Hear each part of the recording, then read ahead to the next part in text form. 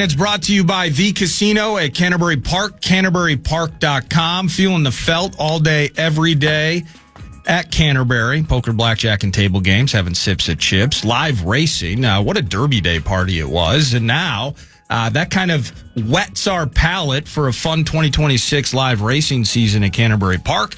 And you can get the details. I believe it starts May 23rd. That would be Memorial Day weekend. And you can get all the days and plan your trips, right?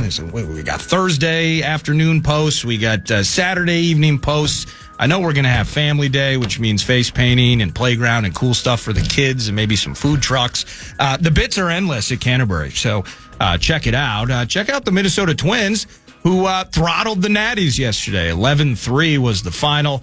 Buxton with a 3-1 shot. You're digging that. Taj Bradley, just 2 runs allowed over the course of 6, 8 Ks. Taj Bradley, 4-1. Loving that addition to the starting rotation. Loving the news, by the way, coming out that there was no structural damage in an MRI for Joe Ryan. And so good news on that front, winning games and finding your way to keeping Joe Ryan in the mix. Glad that he avoided any serious injuries, at least in the short term. But it's Bailey Ober and Miles Mikolas. That's going to be 5:45 p.m. local time this evening. Go Minnesota Twins. The Minnesota Wild. Buxton's on fire. Next. He is on fire. I just had to let Avin know I was in the studio and not jaking a segment. Jaking a segment? Mm-hmm. I guess I haven't heard jaking. Jaking, old school reference to like take something off or give like the music you play on the show. Well, I'm jaking it. That'd be a bet. No, it's terrible, but you perpetually played the same terrible songs over and over and over and over and over. Oh, totally right. I'm jaking it. Yeah, I get That's jaking it as that example would go. No, that makes sense. So like me jaking it would be taking off part of News du Nord to fix my watch. Canadians and Sabres tonight. Wild lose 5-2 last night, but the playoffs continue this evening. Wild on a silver platter last night, the only NHL game in action. But tonight you're going to get 2 for the money. 6 o'clock, it's Canadiens and Sabres. They kick off their series. So Canadiens, fun young group to watch. Caulfield and everybody. But I'm kind of rooting for Buffalo. I'm kind of looking, Tage Thompson, go crazy. Jason Zucker, go crazy. Go Buffalo Sabres. But that's Alex Tuck. Another former Wild. Ducks and Golden Knights. Vegas took care of the Ducks in Game 1, and Game 2 will be this evening in the NHL. To the NBA side, it's going to be the Minnesota Timberwolves at 8:30 p.m. this evening. Now, we're going to cover the Wolves more. Dane at 11:35. Did you watch any of OKC and the Lake Show? Missed it. Yeah, and in the end, OKC just kind of mows them down. It's no Luka. A lot of conversation. Are they more future focused post new ownership group in the mix? Yeah, we want Luka back. Yeah, we want to beat OKC and extend ourselves in the series and in the postseason, but we want to make sure Luka's all good. So maybe we don't put Luka back in the mix at this stage, but the Lakers, it just feels like, again, the freight train keeps coming out of Oklahoma City as they handle business, and then Detroit beating Cleveland yesterday. Lake Show could have a healthy Luka Doncic and a young James Worthy, and still would not beat this OKC bunch. No, it's too much, and hopefully the Minnesota Timberwolves get a chance at a rematch, if you will, but they got to handle the Spurs first.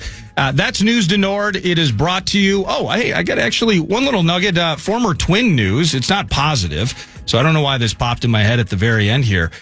Carlos Correa sadly suffered a torn tendon in his left ankle.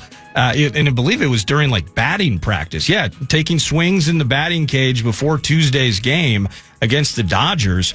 He's done for the year, and it's going to require 6 to 8 months of recovery time. So awful news for Carlos. I know it didn't end here positively, but I love Carlos Correa's game. It's better when he's healthy and on the field making plays. So tough news there in the baseball world. So jaking it, the origin, it stems from the early 1900s and a baseball player named Garland Jake Stahl. Okay. I didn't know Russo Radio wrote in the early 1900s. The most common theory is that he refused to play in a game due to a foot injury. Thereafter, other players and sports writers would say he's jaking it when referring to a player who was loafing or using an injury to stay out of the lineup. Okay. So I got to the winner's circle, but I didn't know how I got to the winner's circle. But that's all that matters, is getting to the winner's circle. So that's the origin of jaking it. Hey, don't jake it on these talkbacks. All right, it can be what was Wild or what will be Timberwolves tonight. Talkbacks free iHeartRadio app, up to 30 seconds. Make KFAN your preset.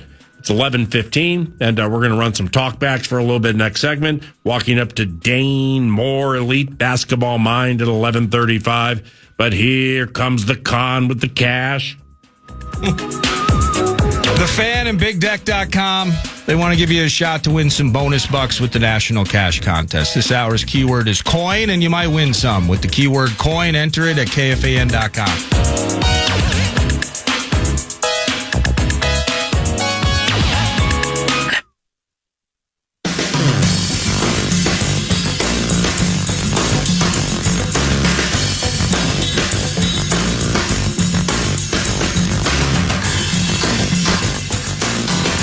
Good hit on Hughes, but the hit McKinnon put on Boldy, that was dirty. Should have been a boarding penalty. And then Boldy, he got sucker punched there. One way to beat them is to get the refs to call the correct penalties. And gotta stop letting soft goals. Goaltending's got to be better. Those two things, Minnesota can still win. Talkbacks. Nordo, respond to the talkbacks, please. Sorry, boys, but my eyes don't lie. Colorado's just a better team. You guys can want to make big right, we're rocks back. in the little rocks, but Got clipped on by the those big program rocks director too big, hard. I think, for your boys. Sorry, my eyes don't lie, though.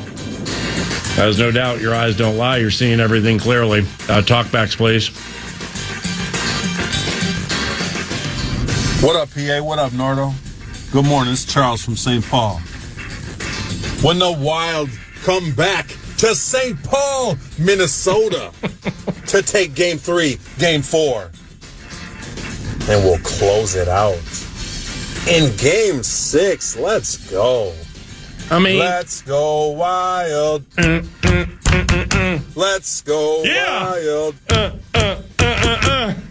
Charles, if we had a $25 Northern Fire gift card, I mean, I would, and I don't even endorse Northern Fire, I would demand that you win it. But you didn't, Charles. I don't even know you. Charles, in the capital city. I mean, how much do you really, really believe that in your heart? Because, I mean, you weren't preaching it. You were just kind of talking it. So you got on 9 to noon. You used the talkback machine. You got our version to work of the dun dun dun dun dun dun dun dun ba-da-da-da-da score ha-da-da-da-da score. Charles, though. PA? Well, it probably goes without saying, but I'm going to say it anyway. I don't like you. 1 second here. All right, you're asking how we win? Yeah. Here's how we win. At this point in the series, I think we can confidently say that we cannot keep up offensively with Colorado's high-flying, Cool. super quick, Yep. physical. Sunsets in the nature West. of What's playing next? the game. We need to sit back, play some defense, Yeah. and wait for them to make mistakes and hope for the best. There you go. I love it. I love it. And those mistakes presented themselves in Game 1, whether it was the shorty. I mean, some of the awful. I mean, it's hard to say they're the best team in the NHL, but what a hideous it's not. pass and a moment for McKinnon as he just that turnover in the offensive zone that sent Moose flying for the shorty. Like, they are not perfect by any stretch, despite being the best team in the NHL, as they have, I believe, proven to be. If I'm Anaheim or Vegas, copyright sauce, I'm S-ing my B's, as in my breezers. Let's play hockey! Kind of looked like Gus was doing that a little bit last night. PA, the way to beat the Avs is simple. We need Eck back, and we need elite goaltending, and we all know the only goalie we have that can be elite. Let's go Wild.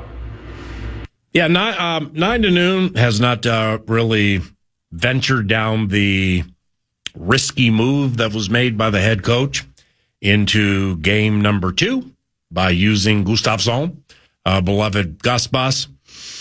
I think in part because I got a little loud yesterday saying the right move was to use Bus. It's time to drop the puck. So that's generally speaking why the topic hasn't emerged too much. Well, I hate the hypothetical of it. So I was fine with them sticking with Wally. We had talked about it. It's like, just 9. Just don't let him sit on that. Like get him back in there. And that's a take. The other end of it is, if not now, when? It was the perfect spot. Kid's played 7 games in a row, I think, for the first time in his career. Like, this stuff matters. Maybe the kid needs a breath and come back on Saturday. Yeah. But the hypothetical of it then is, I mean, he gives up 2 goals on the first 2 freaking shots. Yeah. And I'm so... The second goal, Lundqvist or Patrick Waugh or Ken Dryden aren't stopping, but I know what you mean. Yeah, that was the Landeskog power play, I think. The McKinnon pass was the bomb. Yeah, they're high end. But to that end, the hypothetical is, if he doesn't give up that first goal to Nietzsche's, does that potentially change the frame of the game? And I just don't want to, because... They're not breaking a sweat. No, they're not being forced to do anything. The Avs get up 3-0, then we get up 5-4. They're not breaking a sweat. It's copyright common. It's duckies and bunnies. It's rainbows and toy ponies and where's the beef and what are you looking at, Beetle? I mean, they're not breaking a sweat. Not at all. So first game, they're not breaking a sweat, distributing or delivering the alacrity up and down the ice and the dipsy doodles and the spins and the saucer passes and 15 drop passes that were the bomb. They were showing off. Second game, just when you think, hey, all right, you ain't going to show off like that. We're going to button things up, or actually that would be tighten things down. Oh, yes. We're going to tighten things down as we batten down the hatches, and we're not going to let you do stuff like that. And they're like, cool. We'll just beat you up the entire game. Yeah. So then they go to this physical style. I mean, I actually saw Natchez hit somebody. Landeskog hits everybody. McKinnon got so frustrated with Husey that he's like, here's the deal. We're up 2 goals. I know you're going to stop and do this little spin thing, and I'm just going to whoop your butt. Right. And I'm going to knock you right down on the ice. I'm sure, you could be like, hey, players have scored more than McKinnon scored in the game or had more points or whatever. When I said atop the show, now I'm not watching as much hockey as the state of hockey. Like I said when they traded for Quinn Hughes. I ain't trying to pretend like I have the center ice package watching Vancouver Canucks hockey, trying to figure out which Elias Peterson is the right one at 10:15 at night. Do the Sedin twins still play for him? So I knew Husey was good, but I had no idea. Then I watched a matinee at Buffalo right after I got here, and I'm like, are you kidding me with this? Holy cow, it's Allen Iverson on skates. So everybody knows all that kind of stuff. But when I say McKinnon, for my taste, played one of the most dominating, best hockey games I can recall a player playing, it's because you're watching somebody that size skate like Husey, bust you up like, I don't know, Jacob Trouba, and just continue to give and make all the right decisions. And yes, I know, hey, I know he's best in show. It's the whole thing, isn't it? It's crazy. But it's not always on display.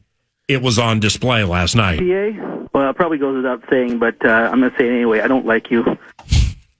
Guys, Jeff from Greenfield. I called in about a month ago when Mick Tocchet called Nordo something like Norgo. That was Gordo. Now I hear Spanish for fat. Nor Squish. It's so stupid. I can't help myself. I've got to repeat what I did back then. Don't do it. He ain't heavy. No. He's my producer. Good day, boys. He ain't heavy. He's our punter. And on the fourth down we go. We got to be in Fan on the Farm season here pretty quick. I wonder if that was a combine run or not a combine. What is it? Planting season. Yeah, right I'm going to hold back on any jokes, comments, or critiques of that last talkback because I don't want somebody to blow a vuvuzela in my ear for the next 6 hours. What in the ham fat is going on with you guys? Hey, PA North Squish, Brad here. Currently pitching a tent down in Northfield. Now it's a bit. Bandwagon Wolves fan here. Hold on, we stepped on it. North Squishy. We stepped on it. Closer. Well, the thing is, you don't care about being squishy. No. So that's what makes it good. No, I'm not offended by it. Yeah, I know. If I didn't want to be squishy, there are things I could do to not be squishy. No doubt. You choose to be squishy, which I have a lot of admiration for.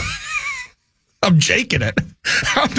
As it pertains to physical fitness, I'm jaking it. But you don't care, which makes it fine. All right, hang on. Hey, PA North Squish, Brad here. Oh, I stepped on it. Currently Damn it. pitching a tent down. Stop. Do it again. Do it again. Okay. Hey, PA North Squish, Brad here. Currently pitching a tent down in Northfield. Bandwagon Wolves fan here. Only put them on during the playoffs time. No apologies for that. Quick question. Is Rudy Gobert always that frustrating to watch on the offensive side of the ball?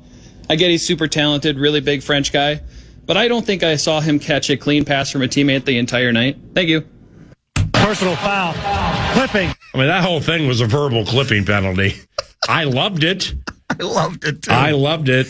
Oh, wow, man. I don't know, man. I got a scowl, so. All right, we're going to pause. Yeah. When we return, the great Dane Moore, he, no pitch of tent jokes, no more squishy, no more fat person innuendo stuff, vuvuzelas out of my ear, back after the... I can't wait until tomorrow, 'cause tomorrow might very well be too late. I can't wait until tomorrow, 'cause tomorrow can never come. At Dane Moore NBA, the Dane Moore NBA podcast is the bomb, and he's super gracious and cool for doing this for us. Dane, it's Paul Allen. I just looked at Dane Moore NBA. Are you actually at Timberwolves shoot around right now? I am in some room that had a closed door that I could take this call. Okay. But, okay. Well, I want to. I want to apologize. I don't want to pull you from shoot around, man. I had no idea the shoot around was taking place right now. So 9 to noon never is offended if you can't. Over. Oh, it is? Oh, it's not taking place right now. Yeah. It's like just ended. Oh, which means you're missing all the cool interviews. Whatever. Okay. Don't call me 2 words that start with the letters SF. Okay, and we'll move on. We'll move on with the interview. So anyway, how's San Antonio? I hear the Riverwalk can be quite enchanting this time of the year. It was fun, yeah. A bunch of reporters out here. We had Cinco de Mayo. Had some Dos Equis last night. It was fun.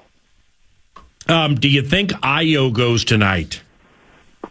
Yeah, he's in. That's official. They just announced that he was out there participating in shoot-arounds. So, yeah, man, they're back. They're loaded. Everybody but Dante. I mean, I think Ant might be on a minutes restriction again, but yeah, he's pretty healthy. Wow, that's sweet. Thanks for sharing that 9 to noon. All right, so now what happens with TJ, with Shannon Jr., given Ayo returns? Like, what do you think happens? Yeah, it's kind of like game theory this one out. So if Ant's still on a minutes restriction, he probably still comes off the bench, right? Because if you're going to limit him to 24, 25 minutes, it's just hard to start and play 6 minutes. I don't know. It's what Shannon's been doing. Maybe Conley goes back to the bench. I just think it's a small thing, but like for Conley to be able to play, he needs to have somebody he can kind of hide on defensively. So I think that was kind of the idea by why he started the end of the Denver series and the San Antonio series. They had a shooter that you could just kind of plant Mike on. So it's not about who starts, right? It's about who gets the minutes overall, and things will play that out as the game dictates. Is Ayo Dosunmu a short timer here due to potential contractual obligations? No, I don't think so. And I would imagine with the Dante injury, whatever small percent chance there was of Ayo leaving in the offseason, because he is an unrestricted free agent. I mean, Dante's not going to play next year, so his need becomes even greater. So I would expect Ayo to be back. It'll be interesting to see how much money that is. Does he get more than Nickeil Alexander-Walker did? 4 years, 61. I think he might. Dane Moore, Elite Basketball Mind. Did it with Anthony Monday? I mean, you're with the team, you're around the team. I mean, and you're plugged in, man. So this might be a dumb question, but did it surprise you Anthony played Monday? And then how effective did you think he was? No, it surprised me, man. It surprised everybody. It surprised his teammates. It surprised. Wow. It surprised the front office. It's like everybody here. It was. I mean, even in the day leading up, Ant didn't get out on the floor and hold and shoot a basketball until Saturday, and then he played on Monday. I mean, this was beyond the optimistic timetable that I talked to Mike Conley in the locker room, for example. He did the same injury earlier in his career. He said he could not bend his leg for 2 weeks, let alone play. I mean, there's something freaky going on here with Ant where, put in the work, but crazy timeline to return. Gobert said yesterday, Dane, he wishes he got the Wemby treatment from the refs. What does he mean by that? Did you hear what Big said? I mean, Vince was not pleased with the lack of goaltending called in that game. Which is, if you go back and watch him, I mean, Vince said there was 4. I went back and watched. I mean, I think it was at least 3 that were goaltends that were not called. Oh. I think refs are confused by the way Victor blocks shots because he's so high. It gets confusing as the ball on the way up or on the way down. But they did miss a lot of those. And so Rudy was saying, I wish they never called goaltends on me too. He kind of said it with a laugh, but yeah, the Wolves were very up in arms over the lack of goaltends called, put it like that. What mismatches does Finchie create when using Gobert, Naz Reid, and Julius Randle at the same time? I mean, what he says when we ask him that is, okay, now we can play our 5 best players. And that sounds overly simplistic, but it's true. I mean, Naz is a starting caliber player, so you're just, especially with some of these injuries, I mean, Naz Reid just has a lot more talent than Mike Conley now. And you can basically, what they'll do is they'll play Naz at small forward, Jaden McDaniels at shooting guard, and then Anthony Edwards at point. So you have this huge lineup, tons of athleticism, and just talent out there that Finch can now go to. The reason they didn't go to that during the season was because, and I asked Naz about it yesterday, Naz was like, I wasn't playing defense. The reason I can play small forward in the playoffs is because I'm playing defense. That's the whole difference with this whole team. Is there's a consistency of defense, then they can get funky with lineup combinations, and they can cook, as we're seeing. It's just about the requisite effort to play defense at a high level. If they can do that, they're clearly a different team today. Nor do I need to recalibrate a little bit. Dane doesn't like my questions. Can you ask one? Well, back to Wemby, though, for a second. One thing I was seeing kind of, just echoed out on the social media sphere during game 1 is, still learning how to officiate Wemby games when it comes to some of the physicality. How does this guy block so many shots and defend the way he does without fouling? You mentioned how tall he is, just kind of the eye test of, was it on its way up? Was it on its way down? Hey, thing hit the freaking backboard. Do you buy into any of that he's just so different that refs are still getting around how to legislate his play?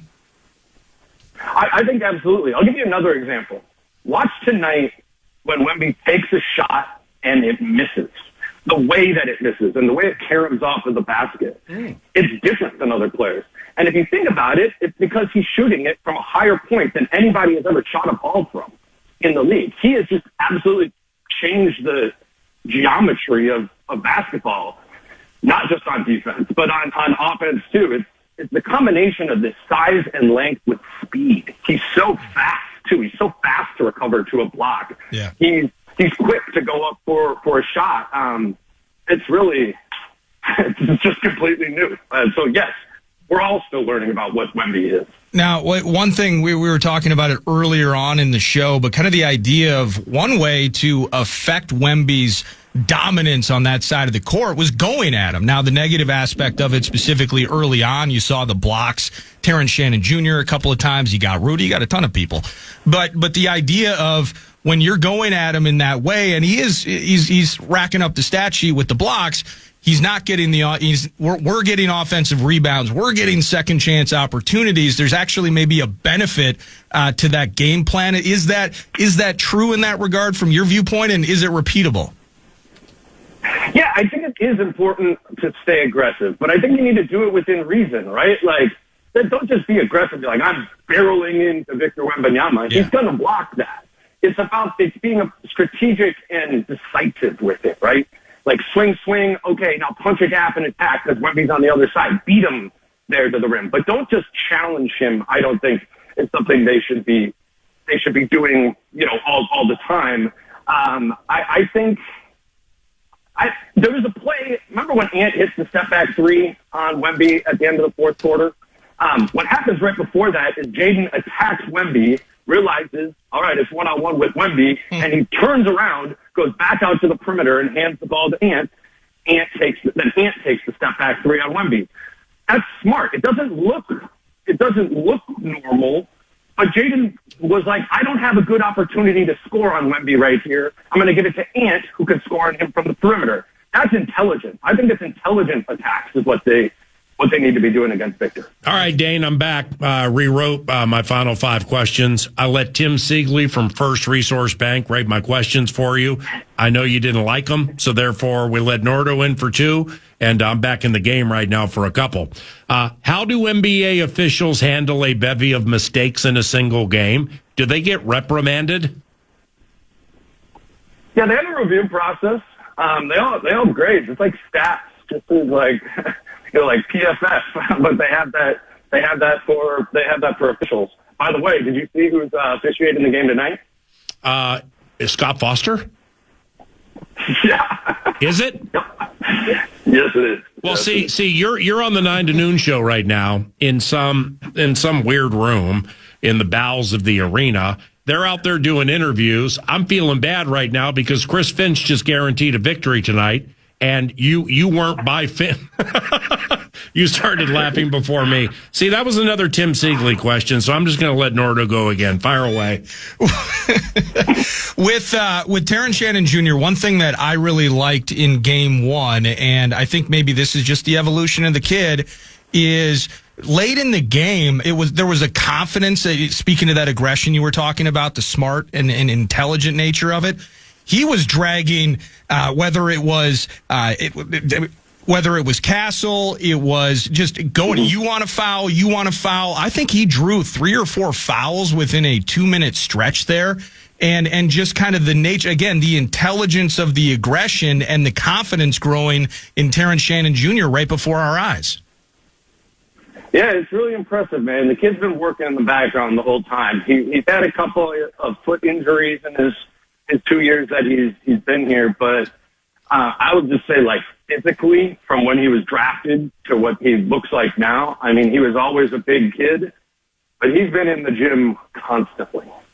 They had to put in, like, provisions on his keys from when he was allowed to be in the facility working out. They had literally kicked him out of the gym. And I know that kind of sounds like a cliche sort of thing. Like, of course they say that, but it shows, right? Like, are we not seeing a more athletic version, a more forceful version of Terrence Shannon Jr. than we ever have before? I mean, the kid's been putting in the work and he's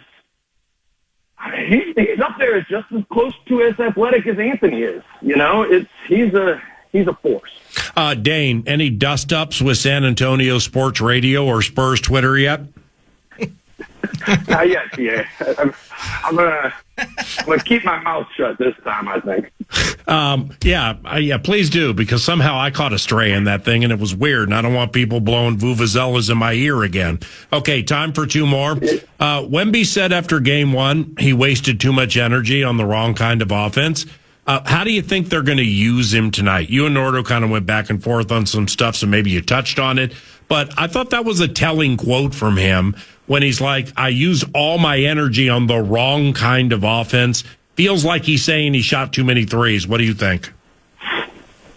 I think just in general, the Wolves playing hard and their physicality was wearing him down during the game. I mean, how many times did you see Wembanyama on the floor just falling over? I mean, Nas pushed him that one time, but he was down on the ground a lot. They hit him, and I remember sitting next to Britt during the first half. I was like, he's going to get tired here.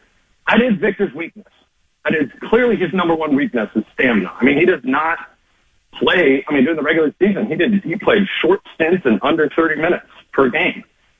There's 48, and Jaden played like 46 in game 6 against Denver. So he just struggles with fatigue in general. And if the Wolves, I think what he's talking about is, okay, Rudy's guarding me. That's one way that's difficult to score on because it's Rudy Gobert. And then Julius Randle's guarding him for a period of time. Okay, Julius is so strong. I think the Wolves just physically sort of at least leaned on him the whole time. And, he only finished with 11 points. Isn't that somewhat the reverse? I mean, you deal with this, I'm sure, myriad times throughout the season, but kind of the idea, why aren't we playing the kids? You're seeing heavy minutes. We're not a load management team. Ant's going to get his 40-ish on a nightly basis. And meanwhile, they're saying we want to conserve Wemby. He has the early calf issue last fall. And so he's playing, 27, 28, 29 minutes a game. And so it's kind of the reverse of now in the postseason. They wanted him for that 40, needed him. He takes the 8 triples, and those were all L's. But it's kind of the reverse of the philosophy of how you're preparing yourselves for the postseason and the physicality of the Wolves. That's maybe going to be a talker, potentially thematic of this series. The Wolves have depth. The Wolves have more depth than almost any team, right? And so what we're seeing is if their guys do get in foul trouble or do get tired, you can't bring in a Jalen Clark or Terrence Shannon Jr. like that. But also the main guys, Julius played 80 games. Dante DiVincenzo played all 82. Nas played pretty much the entirety of the season, even through injuries. So I do think they have built the stamina. Jaden for sure. I think my biggest thing is however you define athleticism, I think the Wolves have a lot of it. Whether it's length, whether it's speed, whether it's strength, whether it's stamina. I think what we're learning in this postseason is that you line up against the Wolves in a playoff series, and they're going to be the more physically imposing team. And that sounds crazy with a team who has a 7'6" guy in Wembanyama, but I think the Wolves are the more athletic team. All right, last one here, bud. Thanks for the time. Dane Moore at Dane Moore NBA. Listen to the podcasting. They're fantastic. What do you think of the 6 Man of the Year race this year? Keldon Johnson, Tim Hardaway Jr., and Jaime Jaquez. Seems like a low-rated race to me. What do you think? Yeah, well, and Nas was the favorite for a while, but, once he started getting bothered, Nas didn't finish the season strong. I think he'll probably look back at this year as like leaving some money on the table in terms of getting his second 6 Man of the Year. But yeah, you're right. A little bit more watered down, just like clear role players. But I would keep your eye on Keldon Johnson in this series. He was the most deserving of the group of winning that award and really did, when I watched Spurs games during the year, really did bring a lot. He was really physically imposing when they played the Wolves during the season. I think he's a huge X factor for San Antonio tonight, especially when the Wolves do go with those big lineups. Johnson brings some more strength for them, and he's a dog, man. He's a fighter. He'll mix it up a little bit. Obviously, you saw him and Ant get into it. But I got a lot of respect for him as a player, though, too. Got a lot of respect for you, as does all of 9 to Noon. Appreciate you, Dane. Have a wonderful day. Thanks for the time, and we'll talk soon. Bye. Yes, sir. Thank you. Yep, see you. Oh, no, not the song Good Times. No, it can't possibly mean it's the end of 9 to Noon on KFAN.